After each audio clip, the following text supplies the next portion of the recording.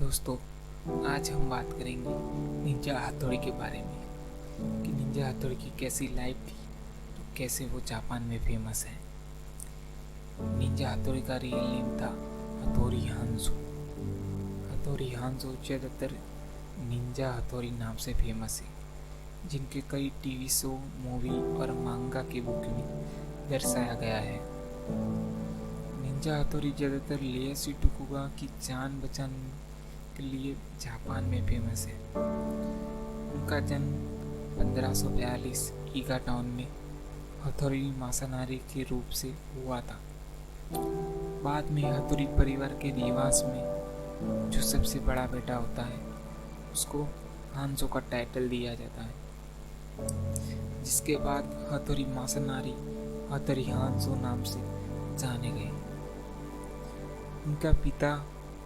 उनके पिता हथौरी यासुनागा, जो कि एक निंजा थे और ईगा निंजा कबीले के नेता थे। हथौरी को इतिहास की किताबें और जापान के लोग उनको समुराई या डेविल के रूप से देखते हैं, क्योंकि वो जापान के 16 जनरलों में से एक थे। बाद में ईगा निंजा के नेता का खिताब दिया गया था। उनकी बालपन की बात करें तो हथौरी हांजो ने 8 साल की उम्र में पहाड़ पर चढ़कर बहुत ही खतरनाक निंजा मास्टरों से ट्रेनिंग लेना शुरू किया। हथौरी हांजो ने लगातार 4 साल तक पागलों की तरह निंजा ट्रेनिंग ली। उनकी निंजा प्रैक्टिस में फ्लाइंग, जंपिंग और तलवारबाजी शामिल थे। फाइनली 12 साल की उम्र में फुल ऑन निंजा बन चुके थे। हथौरी हांजो ने 16 साल की उम्र में कुडा क्लैन के युद्ध में अपने आप को अल्टीमेट बैडास साबित करके लोगों ने उनको निकनेम दिया हथौरी हांजो द घोस्ट और डेविल निंजा। जापान के लोगों ने उनकी निंजा ट्रेनिंग में कहा कि वो टेलीपोर्ट और इनविजिबल हो सकते हैं। उनका सबसे प्रसिद्ध किस्सा लेयाशी टोकुगावा की जान बचाने में हुआ था, जब 1582 में ओडू नोबुगावा की मृत्यु के बाद अकेची उनका पीछा कर रहे थे।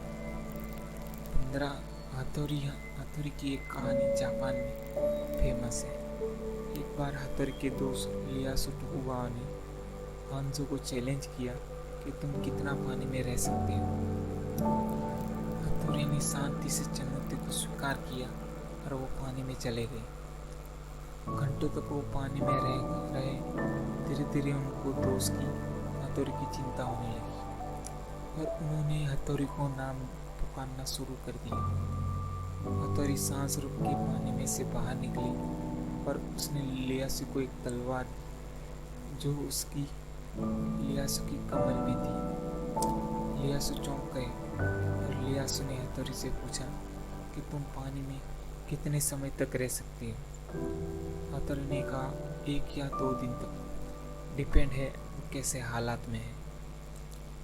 और आखिरकार हथौरी की 55 ईयर की उम्र में नेचुरली मौत हो गई। लेकिन कई लोग कहते हैं फुमाकातारो नाम के एक समुराई ने उनको युद्ध में मार दिया था।